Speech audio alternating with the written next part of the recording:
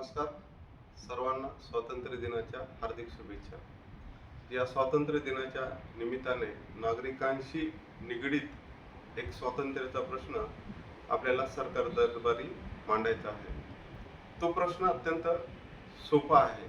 प्रश्न हा आहे की महाराष्ट्र राज्यातील सरकारी, निमसरकारी कार्यालय, शासकीय महामंडळे, प्राधिकरणे या ठिकाणी नागरिकांना फोटो व्हिडिओ चित्रीकरणाबाबतचे नियम अस्तित्वात आहेत किंवा नाही, याबाबत आपल्याला सर्व ठिकाणी संभ्रम दिसतो। तो संभ्रम नागरिकांमध्ये आहे, तसंच तो प्रशासनामध्ये देखील आहे। एक मोठ्या प्रमाणावर विसंगती याबाबतची दिसून येते। एकीकडे आपण पाहतो की अनेक राजकीय संघटना, प्रतिष्ठित सामाजिक कार्यकर्ते, पत्रकार हे विविध ठिकाणी राज्यातील विविध कार्यालयामध्ये जाऊन फोटो व्हिडिओ चित्रीकरण करत असतात आणि ते सोशल मीडियावर टाकत असतात।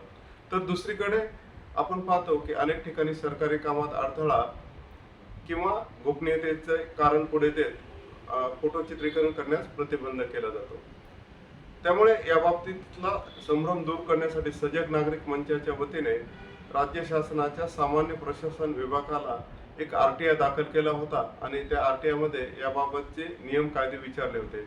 आश्चर्याची गोष्ट आहे की या RTI ला प्राप्त प्रतिसादामध्ये उत्तर निरंक माहिती असे दिले आहे। आपण हे स्क्रीनवर पाहू शकता।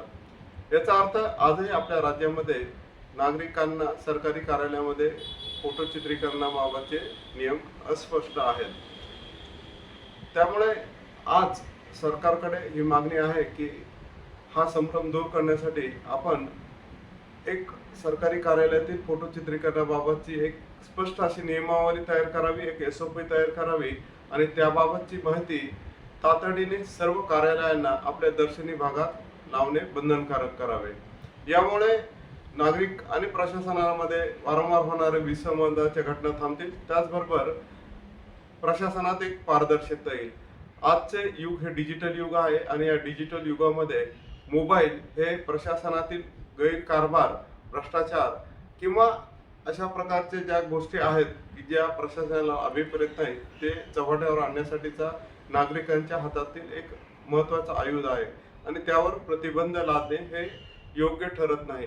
त्यामुळे शासनाला विनंती आहे की तातडीने याबाबतची नियमावली जाहीर करावी।